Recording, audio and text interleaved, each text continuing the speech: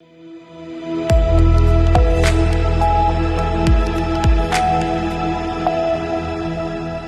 के बाद स्वागत है आपका उत्तर प्रदेश बुलेटिन में। आपके साथ मैं हूं इशिता तिवारी। बुलेटिन में रुक करेंगे बलिया का, जहां सुखपुरा गांव में एक सराहनीय कार्यक्रम का आयोजन किया गया, जिसमें लगभग दर्जन भर दिव्यांगजनों को सम्मानित किया गया।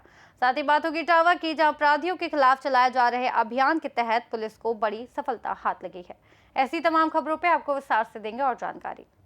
बिदूना के परिणय पैलेस में महात्मा ज्योतिबा फुले की 199वीं जयंती और डॉक्टर भीमराव अम्बेडकर की 136वीं जयंती पर भव्य कार्यक्रम का आयोजन हुआ, जिसमें समाज कल्याण मंत्री स्वतंत्र प्रभार असीम अरुण मुख्य अतिथि के रूप में शामिल हुए। कार्यक्रम में जिला पंचायत अध्यक्ष औरैया कमल सिंह दोहरे विशिष्ट अतिथि रहे। इस अवसर पर मेधावी छात्र छात्राओं को शैक्षिक उत्कृष्टता पुरस्कार देकर सम्मानित किया गया और वक्ताओं ने शिक्षा, समानता व महापुरुषों के विचारों को अपनाने का आह्वान किया। कार्यक्रम में बड़ी संख्या में गणमान्य नागरिक, समाज सेवी और स्थानीय लोग मौजूद रहे।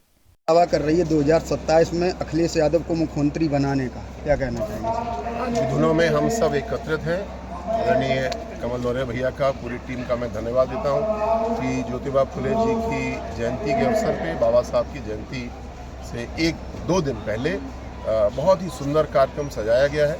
और सबसे बड़ी बात, आज के कार्यक्रम का भाव ज्योतिबा फुले जी और सावित्रीबाई फुले जी, उनकी पत्नी, उन्होंने जो शिक्षा के लिए काम किया, जो अलग जगाई, उसको आज हम लोग अच्छे मुकाम तक पहुंचा चुके हैं। लेकिन किसी भी प्रकार लड़के लड़की का कोई भेदभाव नहीं बचना चाहिए किसी भी अंश के रूप में, और हम सब मिलकर इसके लिए काम कर रहे हैं। हमारी बेटियां बहुत तेज़ी से आगे बढ़ रही हैं, मेरी ओर से बहुत सारी शुभकामनाएं भी। और हमारे आसपास स्कूल चलो अभियान, कोई बेटा कोई बेटी अगर स्कूल जाने से छूट रहा है तो उसको सब लोग सहयोग करें और साथ में जुड़ें। और औरैया से सी न्यूज संवाददाता राजेश मिश्रा की रिपोर्ट। बलिया के सुखपुरा गांव में आयोजित एक कार्यक्रम में दिव्यांगजनों को सम्मानित किया गया, जिसमें लगभग दर्जन भर दिव्यांगों को पंखा और अंग वस्त्र भेंट कर उनका सम्मान किया गया। इस दौरान जिन लाभार्थियों को आवास योजना का लाभ मिला था, उन्हें आवास प्रमाण पत्र भी प्रदान किए गए। कार्यक्रम में उपस्थित लोगों ने इसे जन कल्याणकारी योजनाओं की सफलता का उदाहरण बताया और ग्रामीणों ने इस पहल की सराहना की। बता दें, मैं उमेश कुमार से शिक्षक ग्राम प्रधान प्रतिनिधि। आज देखा जा रहा है कि जैसे गर्मी का मौसम शुरू हुआ और आपने एक नेक काम किया, जो दिव्यांग है उनको आपने पंखा और उन्हें अपने आवास पे सम्मानित भी किया। क्या कहना चाहेंगे इस अवसर पे? क्योंकि मेरे पुत्र की जन्म दिवस है, इस अवसर पर हमारे पिताजी की तरफ से आवेश हुआ कि जितने भी दिव्यांग लोगों को आवास दिया गया है इस ग्राम सभा में अभिमन्यु चौहान जी के द्वारा, तो उनको एक गिफ्ट दिया जाए। और आप लोग भी पूछिएगा कि इन लोगों को एकदम जो भी आवास दिया गया है, सब लोग हैं, सेक्रेटरी साहब हैं, सब लोग हैं, बिना किसी धन के दिया गया है। और हम इनके जितनी भी व्यवस्था है उनके करने के लिए तैयार हैं। लैट्रिन भी आने वाली है इनके लिए, सारी व्यवस्था इनके लिए। और दुख सुख में जितने भी हम लोग कभी कभी बैठे पूछेंगे, हम लोग मेडिकल के लिए भी खर्च देते रहते हैं इनको, कि इनकी कोई दिक्कत ना हो। दिव्यांग हमारे भाई हैं और ये चाहते हैं कि अपने आत्मबल से सम्मान के साथ जीवन जिए। आज उन्हें क्या क्या वितरण किया? उन्होंने एक पंखा दिया, एक वस्त्र दिया, और उन्हें सम्मान, हम लोग जाड़े के दिन में भी इनको कंबल वम्बल सब देते रहते हैं। और उनको चाहते हुए आत्मसम्मान के साथ वो ज़िंदगी जिए। और हमारे सभी लोगों ने हमारे पुत्र को आशीर्वाद दिया, ये मुझे बहुत अच्छा लगा। बता दें, मैं उमेश कुमार सिंह, एडीओ पंचायत बेगवारबाड़ी। जी, अभी देखा जाए कि जिस तरीके से सम्मान दिव्यांगों को हुआ और पंखा वितरण भी किया गया, क्या कहना चाहेंगे इसको लेकर? दिव्यांग हमारे समाज के अभिन्न अंग हैं। ये उपेक्षित वर्ग को उपेक्षित नहीं रहने दिया जाए, इसके लिए समाज के मुख्य अंग में इनको सम्मान के साथ उचित स्थान मिले, इसके लिए ये जो पहल है अति सराहनीय है।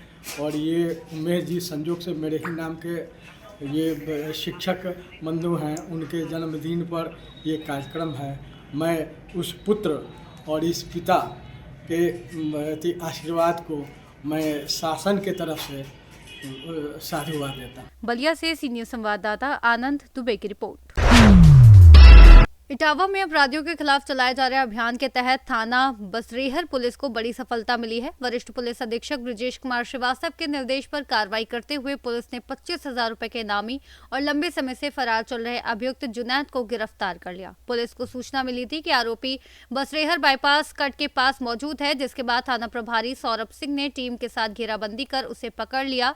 इस कार्रवाई के बाद क्षेत्र में सुरक्षा व्यवस्था को और मजबूत माना जा रहा है तथा पुलिस की तत्परता की सराहना की जा रही है।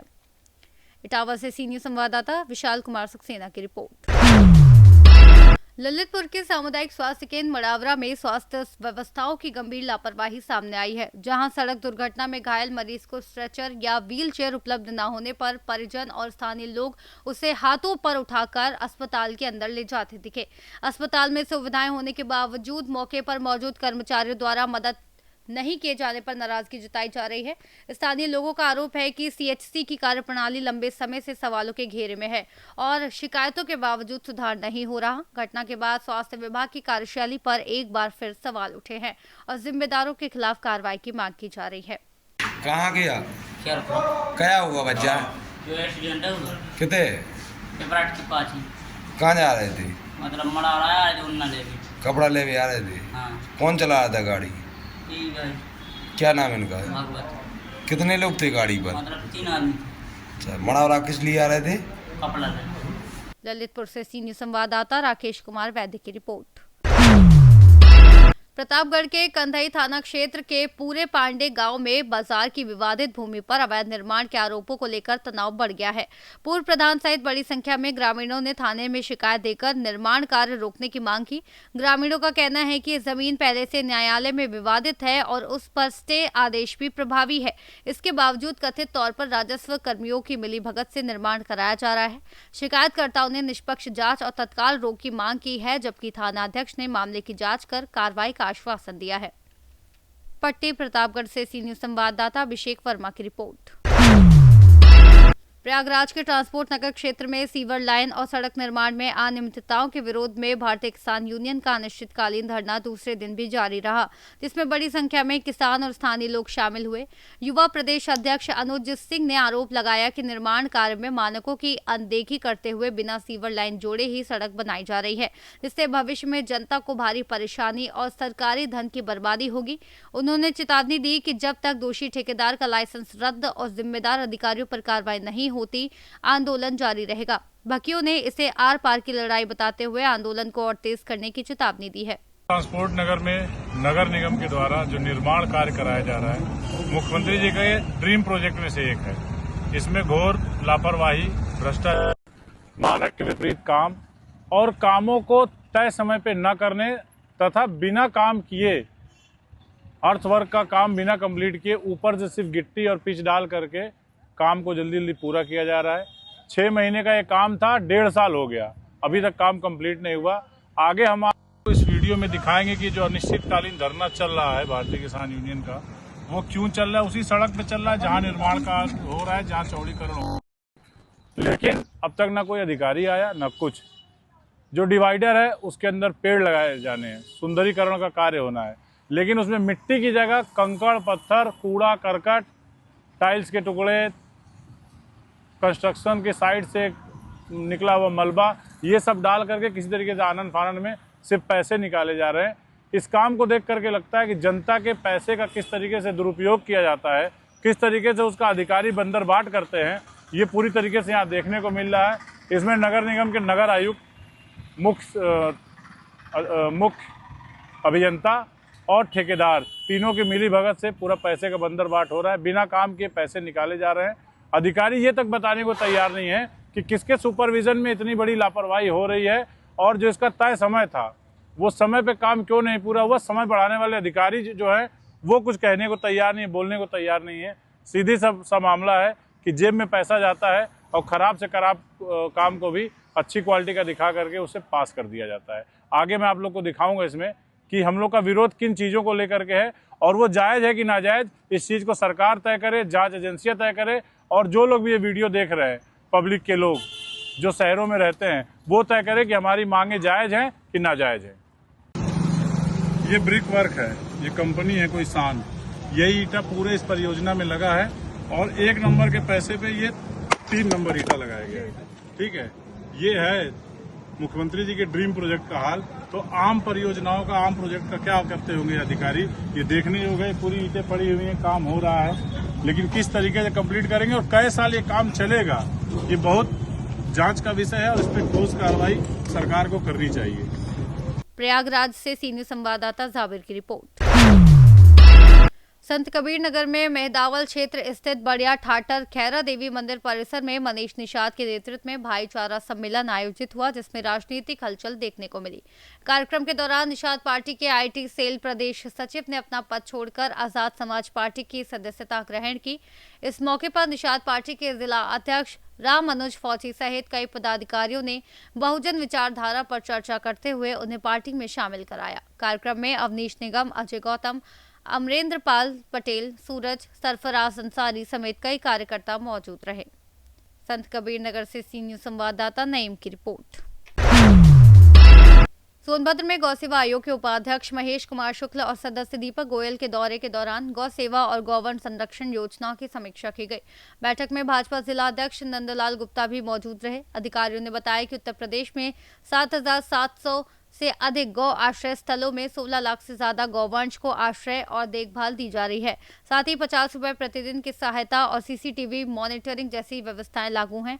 सोनभद्र में 8 गौ आश्रय स्थलों में 2,814 गौवंश संरक्षित है और 368 गोपालकों ने 1,057 गौवंश को अपनाया है। आयोग के उपाध्यक्ष ने कहा कि गौवंश संरक्षण के साथ गोपालकों को आर्थिक रूप से सशक्त बनाना भी सरकार का उद्देश्य है। इसके लिए क्या होता है कि वहाँ पे किस तरह से?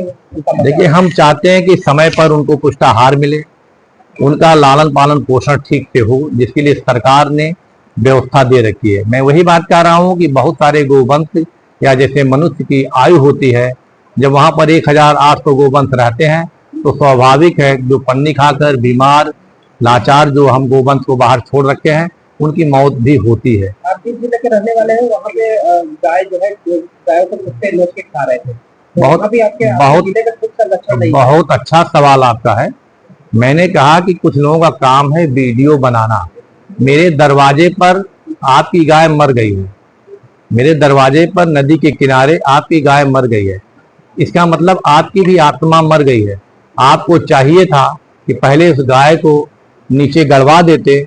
और रही बात, आप 30 किलोमीटर दूर जाकर वीडियो इसलिए बना रहे हो कि उत्तर प्रदेश की सरकार गो संरक्षण की दिशा में काम कर रही है। क्या यही सवाल 2020 से पहले किसी ने, कोई साधु संत छद्मवेशी समाज सेवी ने किसी सरकार से किया? पहली बार इसलिए हो रहा है कि उत्तर प्रदेश की सरकार आपके संस्कृति, आपके गौ माता के प्रति संवेदनशील है। आप दिखाना चाहते हो कि सरकार विफल है, आपका असफल प्रयास है। रावतसर में देखा जाए तो ज्यादातर सड़कों पर गौवंश घूमते दिखाई दे रहे हैं, जो दुर्घटना के कारण भी बन रहे हैं, जबकि यहाँ पे बृहद गौ संरक्षण केंद्र भी बने हैं। इसलिए क्या करें? जिस प्रकार से यहाँ पर गोवंशों की संख्या है उसके अनुपात में मैं कह सकता हूँ 2,814 गोवंश आज संरक्षित हैं। निश्चित रूप से भ्रमण के दौरान 30-40 गोवंश हमें अभी तक दिखे हैं, जिसके लिए जिलाधिकारी को, अपने सीबीओ को निर्देशित किया जा चुका है कि समय पर टीम बनाकर इन्हें संरक्षित करने की दिशा में काम करें।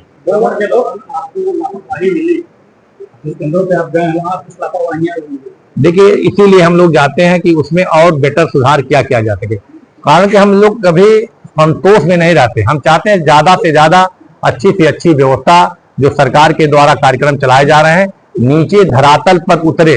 उसी सुधार के लिए लगातार अधिकारी, कर्मचारी, हम सब, आप सब लोगों का योगदान रहता है कि जो कमियां हैं उस कमियों को हम दूर करते हैं। सोनभद्र से सी न्यूज संवाददाता कुंभा चौधरी की रिपोर्ट। सोनभद्र के एनटीपीसी रिहंद नगर प्लांट में एफजीडी स्टेज 3 के मजदूरों ने कामकाज की स्थिति और मजदूरी को लेकर विरोध प्रदर्शन शुरू कर दिया। मजदूरों का आरोप है कि उनसे 12-12 घंटे काम कराया जा रहा है, जबकि भुगतान 8 घंटे के हिसाब से भी पूरा नहीं मिल रहा और समय पर वेतन भी नहीं दिया जाता। नाराज श्रमिक आज सुबह मटेरियल गेट पर धरने पर बैठ गए, जिससे प्लांट का काम प्रभावित हुआ। मजदूरों ने प्रबंधन और एचआर पर लापरवाही का आरोप लगाते हुए कहा कि पहले दिए गए आश्वासन भी पूरे नहीं किए गए। सोनभद्र से सी न्यूज संवाददाता कुंभा चौधरी की रिपोर्ट। बुलेटिन में फिलहाल इतना ही। देश और दुनिया की तमाम बड़ी खबरों को जानने के लिए आप देखते रहिए सी न्यूज भारत।